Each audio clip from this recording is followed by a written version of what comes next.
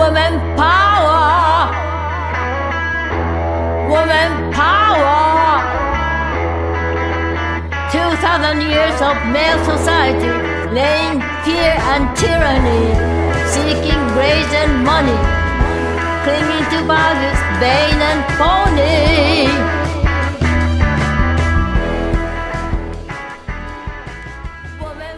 Benvingudes a Dimarts d'Històries. Em dic Amanda Cuesta i com cada primer dimarts de mes us oferiré un capítol de Herstory, un podcast on recorrerem diferents moments de la història de l'art per mirar de situar les condicions materials de producció de les dones artistes i mirar d'entendre els mecanismes d'invisibilització del seu treball dins els relats patriarcals. A partir d'aquesta perspectiva, resseguirem alguns casos de dones artistes des de l'antic règim fins a les construccions identitàries contemporànies. Un recorregut per la vida i obra de Hildegard de Bingen, Artemisia Lomi Gentileschi, Mary Stevenson Cassatt, Remedios Varo, Yoko Ono i Fanny Lynn Holly. 6 artistes amb les que aprendrem a mirar les coses des d'una altra perspectiva. You don't hear them singing songs, you don't see them living life, but they've got nothing to say. But make no mistake about it, I'm the present you hear. I want to make one thing clear, I'm the present you hear. Woman power, woman power. You may be the present now, you may still be a man, but you must also be human. So open up and join us in living. Women power, women power. In the coming age of feminist society, we'll regain our human dignity, we'll lay some truth and clarity, and bring back nature's beauty. Women power. En el capítol anterior vam parlar força sobre el problema de la militarització del capitalisme i dels horrors de les dues guerres mundials. I vam donar algunes pinzellades sobre la brutal repressió que van patir tots els moviments que s'hi van manifestar en contra, inclosos els artistes intel·lectuals que van poder fugir i exiliar-se. Però l'any 1945, lluny de ser l'any de l'alliberament, el que acaba succeint és que s'instaura un ordre de coses en el plànol de la geopolítica al voltant de 2 blocs totalitaris. Totalitarisme o totalitarisme? Deixeu-me repassar la cronologia d'aquell any fatídic. El 30 d'abril, Hitler se suïcida i el 7 de maig, una setmana després, Alemanya es rendeix davant els aliats occidentals. El 9 de maig, Alemanya es rendeix davant dels soviètics. Al maig del 45, les tropes aliades conquisten Okinawa, que és l'última illa abans d'arribar a les illes japoneses. El 6 d'agost de 1945, els Estats Units llancen una bomba atòmica a Hiroshima. El 8 d'agost de 1945, la Unió Soviètica li declara la guerra al Japó i envaeix Manxúria. El 9 d'agost de 1945, els Estats Units llencen una segona bomba atòmica a Nagasaki. El 2 de setembre de 1945, el Japó, havent acordat en principi la rendició incondicional el 14 d'agost de 1945, es rendeix formalment i finalitza oficialment la Segona Guerra Mundial. El 24 d'octubre es crea la ONU, amb l'objectiu d'evitar una altra guerra mundial.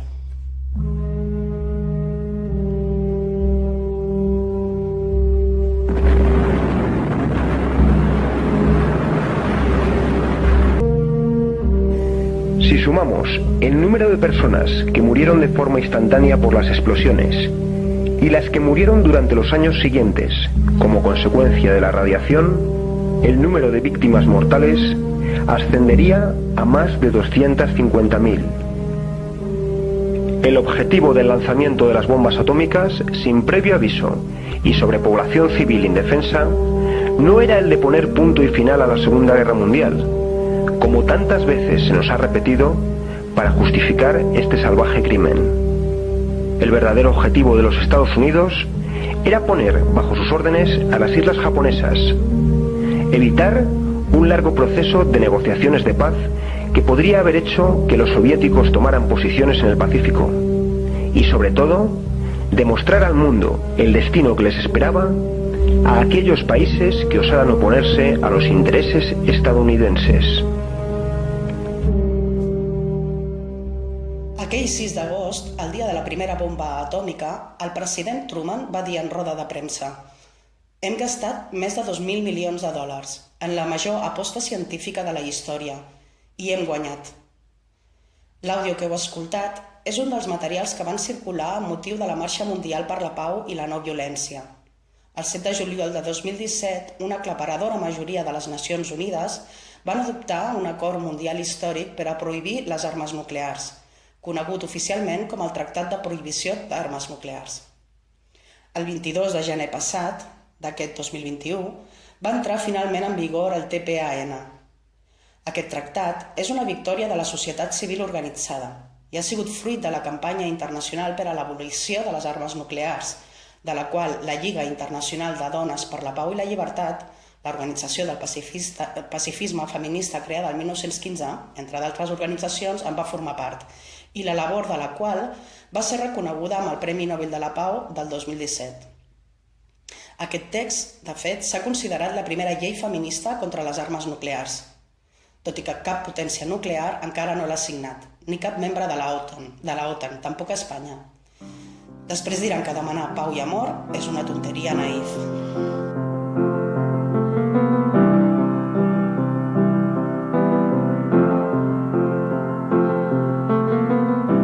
Imagine there's no heaven.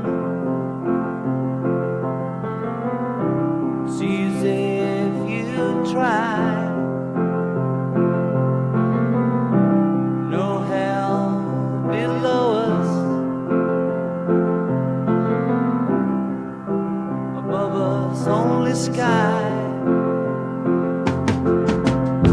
Imagine all the people living for today. Imagine és avui dia considerat un himne del pacifisme i del sentiment d'humanitat universal. Es tracta d'un missatge molt senzill i bàsic, en base a la pau i l'amor, que és el fonament de tota l'obra de l'artista a qui dediquem aquest podcast històric d'avui, la Yoko Ono. El seu tercer marit i gran amor, com ella mateixa confessa, va compondre la lletra d'Imagine a partir de Grapefruit, especialment a partir del poema titulat Cloud Peace, que Capítol Record va citar a la contraportada de l'àlbum. Temps després, el músic va fer al·lusió en vida a la contribució de Yoko Ono a la composició de la cançó. De fet, va dir: «Imagine ha de ser acreditada com una de Lennon o no». Gran part d'aquesta, la lletra i el concepte van vindre de Yoko, però en aquells dies jo era una mica més egoista i masclista i vaig ometre la seva contribució. Reconec que va vindre de Grapefruit. El mateix John Lennon va emprendre accions legals per reacreditar el tema, però el que s'ha considerat com la millor cançó del segle XX no va ser reconeguda per l'Associació Nacional d'Editors de Música dels Estats Units fins al 2017 com a coautoria de Yoko Ono. Es feia per fi justícia a l'artista, amb aleshores 84 anys, gairebé mig segle després del llançament d'aquest èxit internacional. Però qui és Yoko Ono? És innegable que dins aquesta herstory, que va dels mecanismes d'esborrament de les dones artistes, aquesta dona era una figura a invocar bastant imprescindible. Podríem dir que Yoko Ono, als seus venerables 88 anys, és l'artista oblidada més famosa del món. I si no em creieu, busqueu-la a la Wikipedia i us sorprendrà el poc espai que li dediquen. Estem parlant d'un artista que ha tingut grans retrospectives als millors museus d'arreu del món. Deixeu-me que us faci un petit apunt autobiogràfic, perquè resulta que fa 20 anys jo formava part del grup de comissariat experimental Creatures, que vam ser responsables per encàrrec d'Oriol Gual de l'ICUB de materialitzar les instruction paintings de la Yoko Ono per la seva exposició a la Virreina, inaugurada el setembre de 2001 a Barcelona. En aquell moment, l'atemptat de les Torres Bessones a Nova York, amb el tancament de l'espai aeri americà, va impossibilitar que Yoko Ono vingués a la inauguració. Però ens va trucar per telèfon i va respondre a les preguntes dels periodistes i realment en aquell moment que estàvem tots molt en xoc, ara mirant la hemeroteca he vist que a la crònica del País que va escriure la Catalina Serra i va transcriure algunes de les paraules que ens va dir en aquell moment la Yoko Ono. En concret va dir: «Esta exposición es una pequeña aportación a la paz y ahora mismo cada gota de agua cuenta para conseguirla». De fet, en els darrers 60 anys, el missatge de Yoko Ono mai ha deixat de ser tan clar, coherent i contundent. Tot i que continua sent difícil trobar material seriós sobre l'artista, sí que m'he fet un fart d'escoltar entrevistes televisives i realment ella continua insistint amb el seu missatge d'amor, pau i de tot el respecte de la sororitat que ella invoca.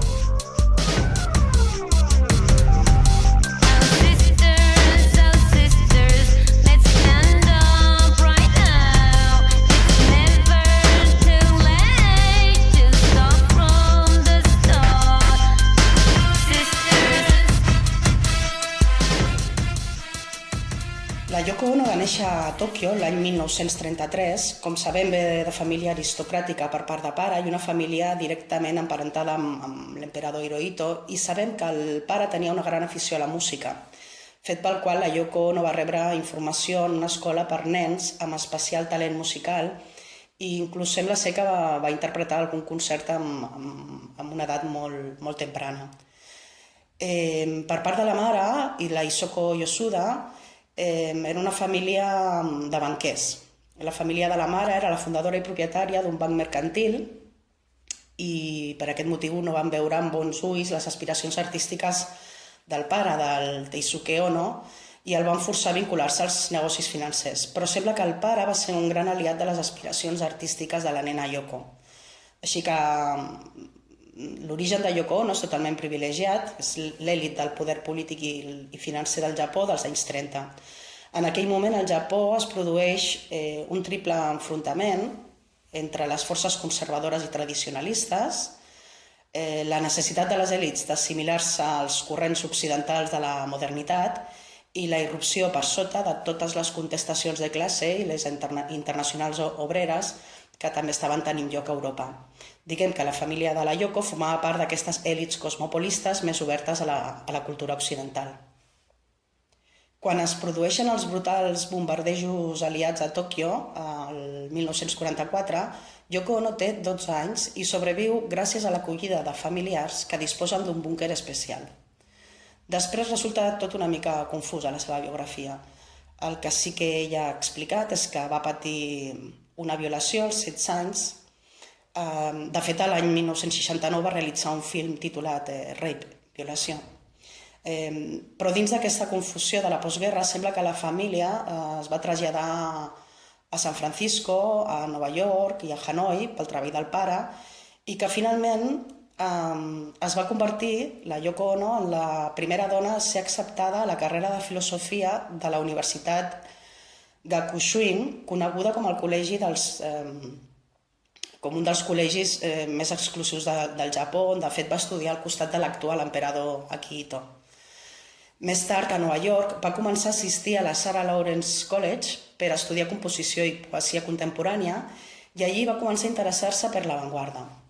Aquesta era una institució per a dones liberals on realment inicia la seva formació artística, visitant galeries d'art i assistint a happenings.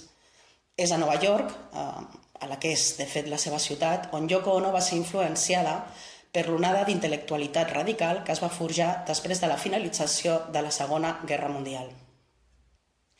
El 1956 es va casar amb Toshi Ichiyanagi, un músic avantguardista japonès, d'alguna manera despit dels seus pares i una mica en senyal de rebel·lia. El matrimoni amb Ichiyanagi va durar 6 anys i situa a Yoko Ono al rovell de l'ou de l'escena de música experimental internacional, ja que Ichiyanagi formava part del col·lectiu Neodada Organizers, en els entorns de personatges com John Cage i companyia, entorns encara força masclistes, on la dona era bàsicament una comparsa.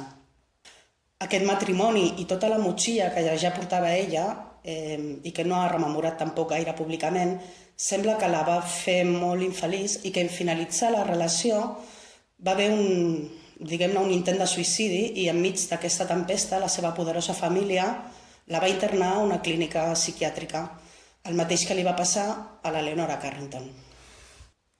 En aquell moment complicat va aparèixer en escena el músic de jazz i productor de cinema Anthony Cox, que havia sentit parlar molt d'ella i volia conèixer-la.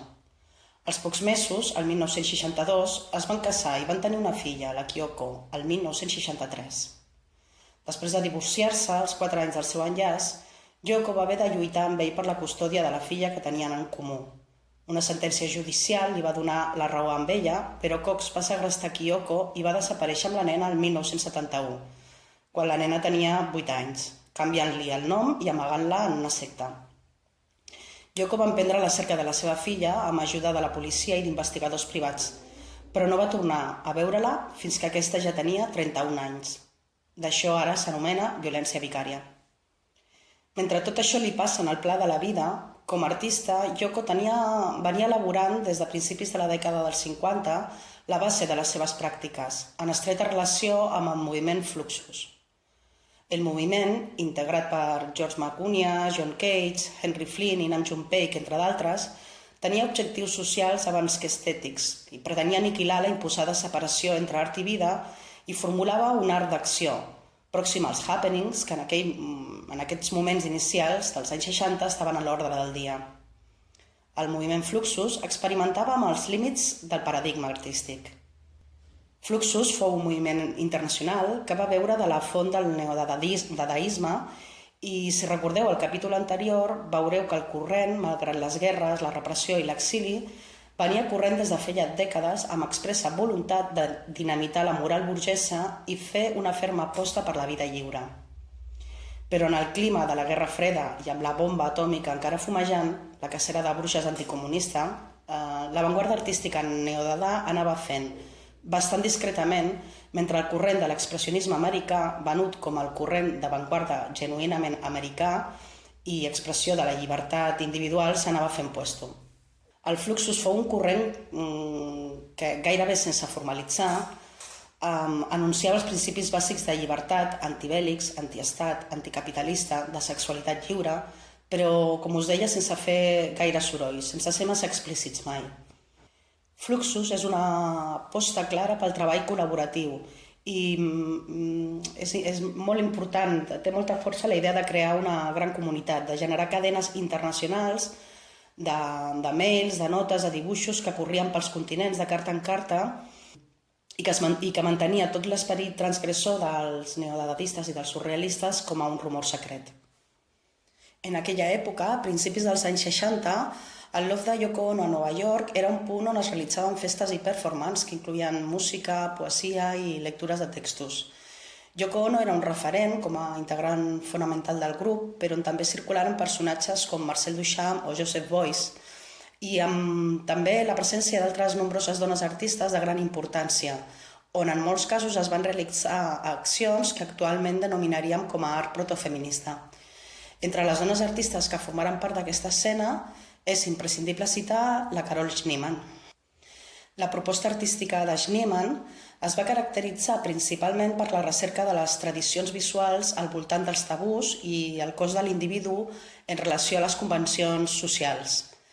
Al llarg de la seva carrera artística veiem com va realitzar una forta denúncia sobre les oportunitats de les dones enfront dels artistes masculins en el món de l'art, la qual cosa li va portar a presentar-nos performances d'allò més arriscades com Hey Body de l'any 63 o Meet Joy del 1964. Però va ser a la dècada dels 70 quan Schneemann va realitzar dues de les seves obres més icòniques. En la seva performance Up to and Including Her Limits, que va tenir lloc des de l'any 73 al 76, va realitzar una important crítica a l'expressionisme abstracte, que era un moviment associat als valors de la masculinitat. Per això va utilitzar el seu cos nu lligat d'unes cordes per a dur a terme el gest pictòric característic d'aquest moviment.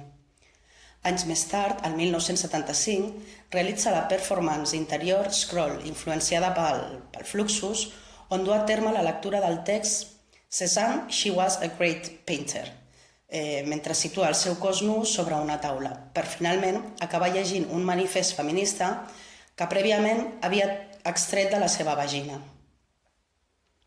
Una altra dona fantàstica d'aquesta escena dels 60 és la Charlotte Moorman.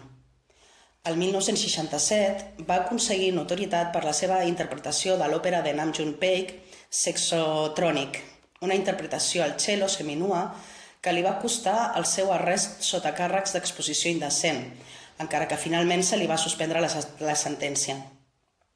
Estaria bé, de totes maneres, un nou creditatge de l'obra, per cert que li reconegués, si més no, la meitat de l'autoria. El cas és que l'incident li va donar fama als Estats Units com a violoncel·lista del topless, perquè aquesta banalització sexualitzada i cosificada de l'obra de l'artista dona, reclamant la naturalitat i sobirania del seu cos, és un clàssic de l'esborrat patriarcal. Moorman també va actuar en l'obra de Paik, TV Bra for Living Sculpture, del 1969, amb 2 receptors de televisió petits posats als seus mugrons. La Charlotte Moorman era ben conscient que el seu cos grassonet i nu era expressivament ben potent. Com anunciaria la Barbara Kruger uns anys després, el 1989, però referint-se més o menys al mateix, el nostre cos és un camp de batalla.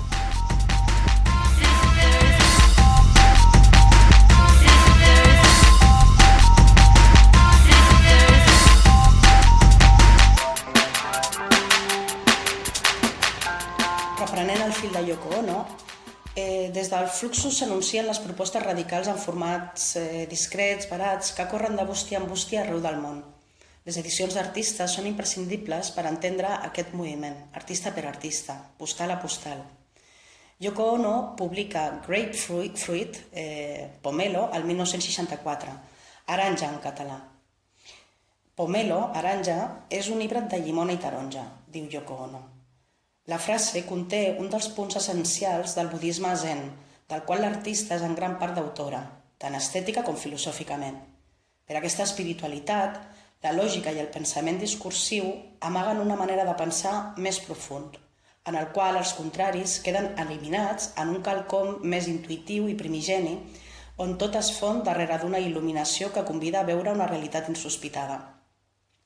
Les instruction paintings o poemes o haikus postbomba que conformen aquest llibre fundacional i màgic han estat la base de la seva praxis fins ara, i aquest material, de fet, ja l'havia exposat anteriorment, en l'exposició que va realitzar el 1961 a la Galeria Eiji de George McCunas.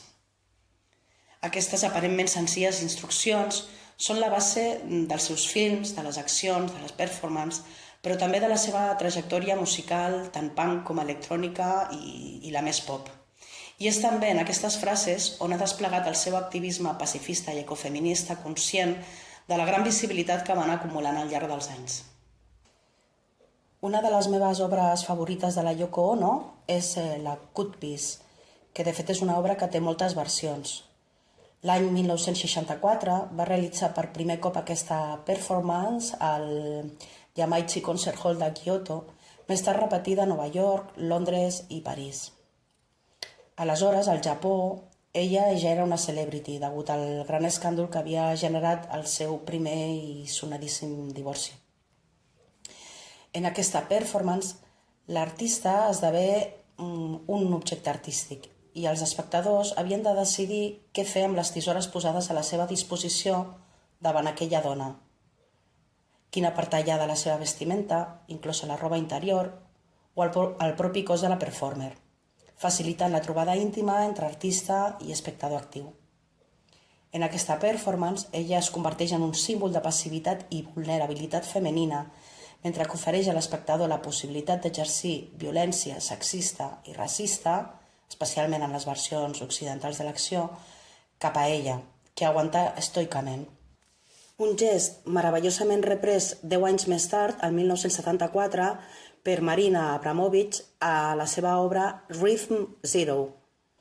Cut Piece és una obra fonamental per la nostra hairstory, per l'art feminista i encara més per la història de l'art dels feminismes no blancs.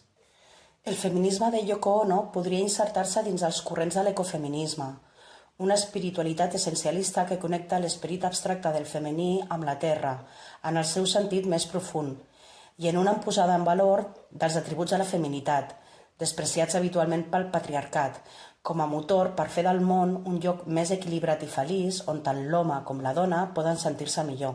En relació a l'ecofeminisme, us recomano molt llegir La bandana Shiva i a baix us deixo l'enllaç.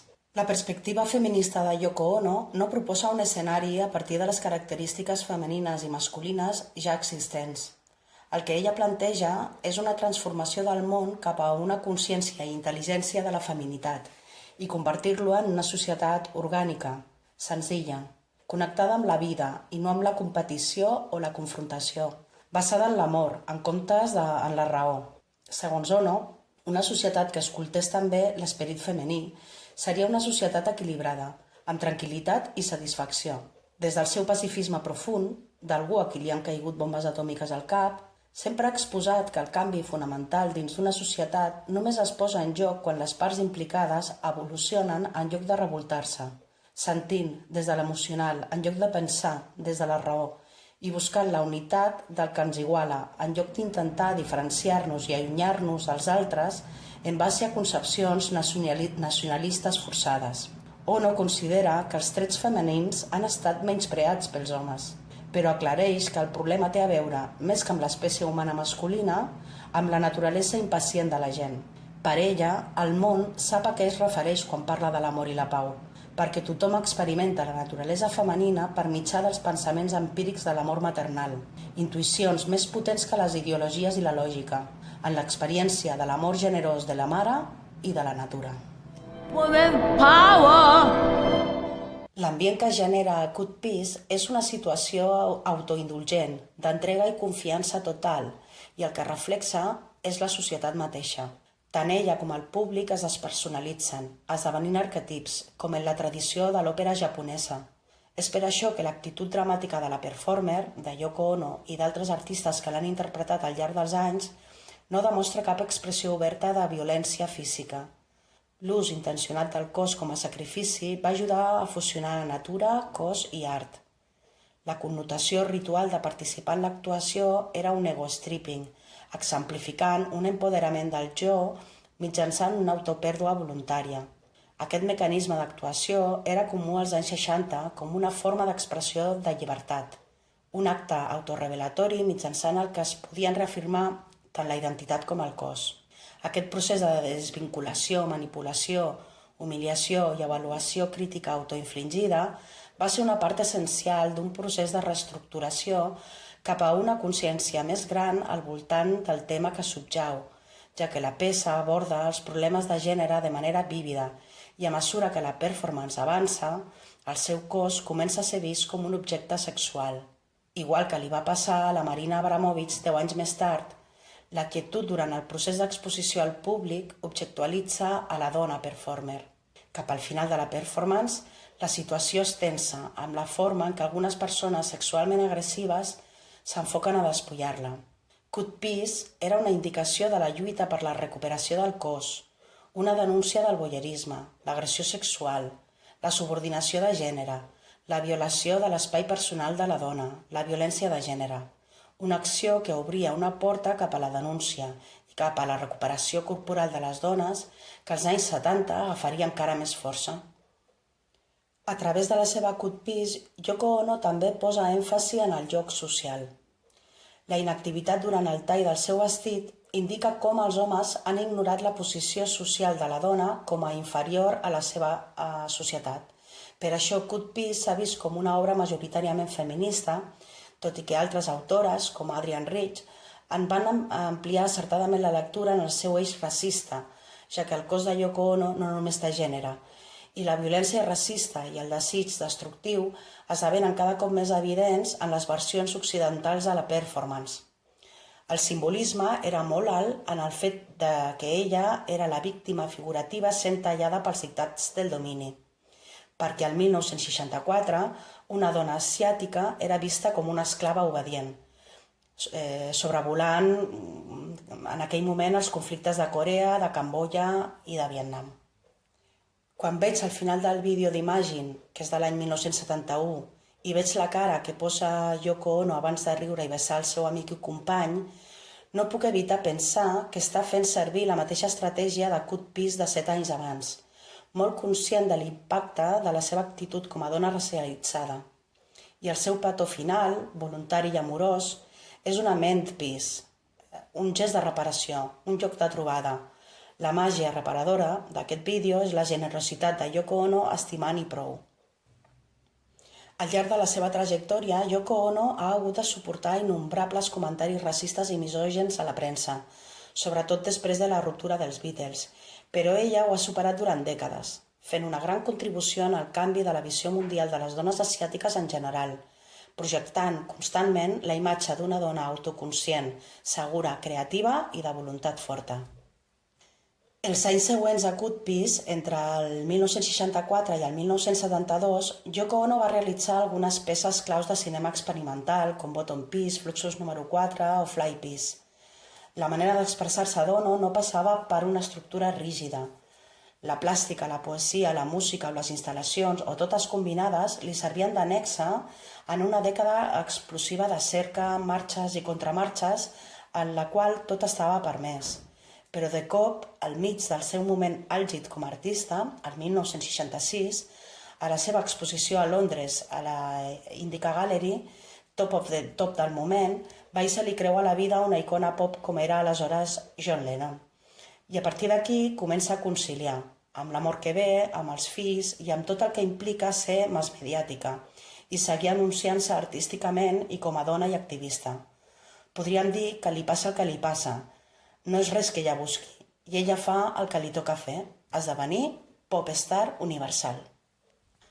Estem a les beceroles del maig del 68 i dels grans moviments pacifistes anti-Vietnam, antiracistes, amb els Black Panthers i anticapitalistes d'Occident abans la caiguda del mur de Berlín.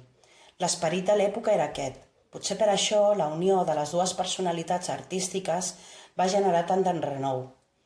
Des de llavors, John i Yoko van representar no sols un desafiament interracial per unir Orient i Occident, també eren la fusió de l'avantguarda més revolucionària amb la potència mediàtica del pop més superficial. I a més, de forma conscient, van intentar concentrar i fer visible una manera diferent d'estimar-se entre home i dona, d'actuar artísticament, una manera de viure nova, lliure, pacifista, feminista i decolonial, que feia dècades que es venia coent i que en aquesta parella mediàtica va catalitzar moltes coses, en una època en què hi havia molts i molts altres catalitzadores. Per elles, la Yoko i el Lennon, juntes, van esdevenir icòniques. I això, efectivament, ho fa possible Yoko Ono. A partir d'aquest moment i durant 14 anys i de l'emancipació de la personalitat creativa de Lennon del producte comercial anomenat The Beatles, té lloc una increïble simbiosi artística i activista que va donar lloc a alguns dels moments més icònics del segle XX, com us deia, com l'enllitament contra la guerra del Vietnam. Cap Beatle va donar lloc a res semblant, perquè cap Beatle, i eren 4, tenia al seu costat algú tan poderós com la Yoko Ono. Lluny de deixar-se empetitir per les més de 100 amenaces de mort que rebia l'any per ser la puta bruixa que va trencar la fantasia hetero dels Happy Beatles, de la relació amb Lennon va saber entendre la potència de la seva visibilitat per llançar al món el seu missatge profund i va posar en marxa una trajectòria musical pop bastant propositiva. Si us poso temes de la Yoko Ono Plastic Band sense dir-vos-ho, us pensareu que esteu escoltant una banda boníssima de les Riot Girls dels 90. Quan sento el seu crit de guerra, tantes performances i cançons, sento el dolor d'una dona davant la violència, davant la guerra, davant de la bomba atòmica sobre Hiroshima i Nagasaki, sobre la putada de ser violada a l'adolescència, descol·locada culturalment, ingressada a un psiquiàtric contra la seva voluntat, una dona a qui li roben la filla de 8 anys, que ha estat incompresa, banalitzada, amenaçada a diari durant dècades per gent desconeguda, que ha vist assassinar davant dels seus ulls el seu company, etc. etc. I encara al·lucino més quan després de cridar dona gràcies als seus haters per donar-li la força de seguir cridant.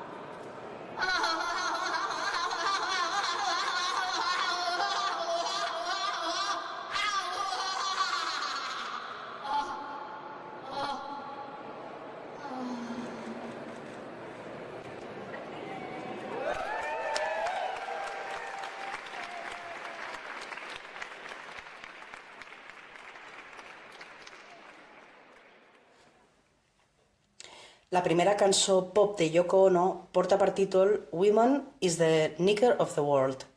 La seva lletra contenia un terme tan polèmic com nigger, negre, que a la cançó s'alterna amb slave, esclau, però tot i que aquest terme es va utilitzar com a metàfora i no per menysprear, ha suscitat crítiques ben legítimes i elogis a parts iguals a tot el món.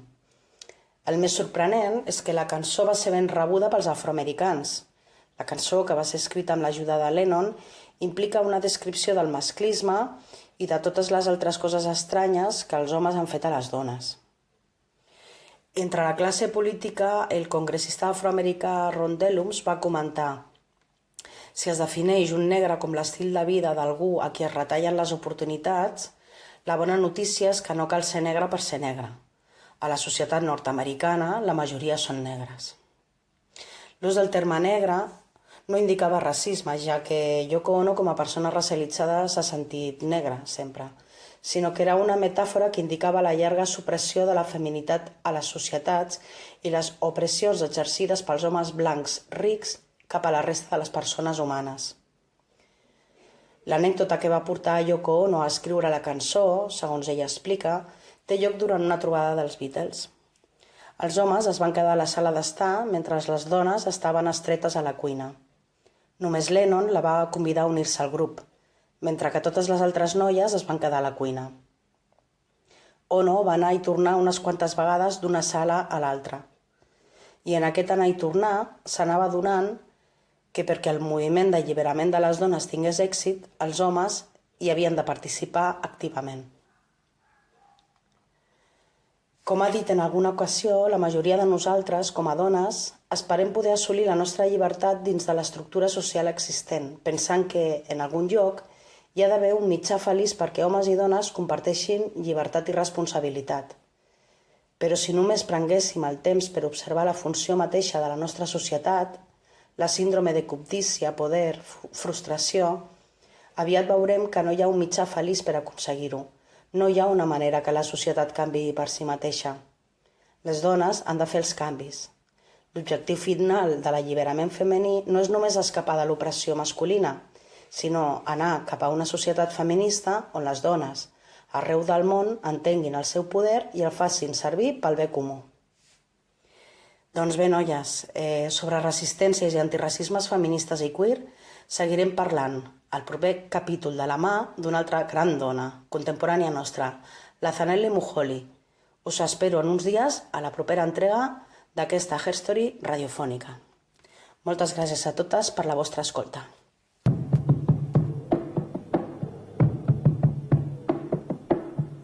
Tenía 7 años apenas 7 años. ¿Qué 7 años? No llegaba a 5 siquiera.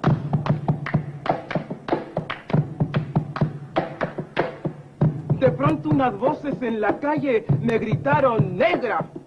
¡Negra! ¡Negra! ¡Negra! ¡Negra! ¡Negra! ¡Negra! ¡Negra! ¿Soy acaso negra?, me dije. ¡Sí! ¿Qué cosa es ser negra? ¡Negra! Yo no sabía la triste verdad que aquello escondía. ¡Negra! Y me sentí negra. ¡Negra! Como ellos decían. ¡Negra! Y retrocedí. ¡Negra! Como ellos querían. ¡Negra! Yo odié mis cabellos y mis labios gruesos y miré apenada mi carne tostada y retrocedí. ¡Negra! Y retrocedí. ¡Negra! ¡Negra! ¡Negra! ¡Negra! ¡Negra! ¡Negra! ¡Negra! ¡Negra! ¡Negra! ¡Negra! ¡Negra!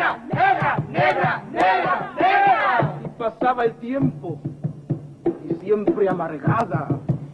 Seguía llevando a mi espalda mi pesada carga. ¿Y cómo pesaba?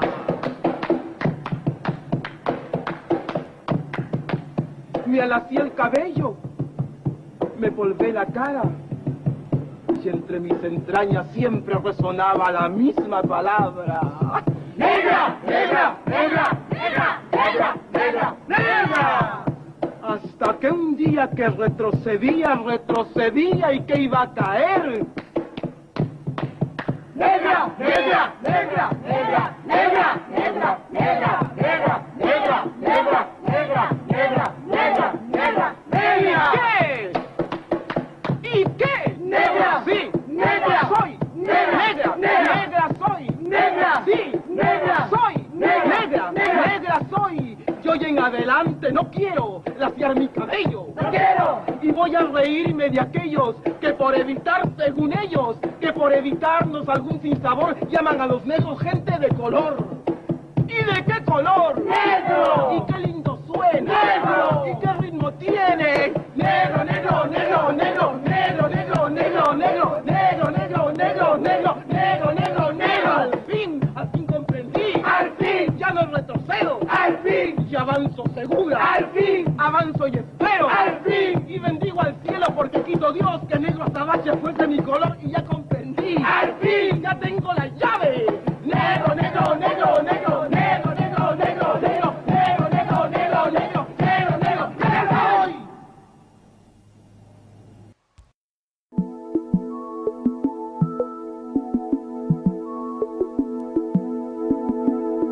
Bon dia, bona tarda, bona nit. Heu escoltat Dimarts d'Històries, un podcast il·lustrat a l'Escola d'Art de la Diputació a Tortosa per conèixer, descobrir, entendre i aproximar-te a personatges, llenguatges i relats de l'art, la cultura i el pensament.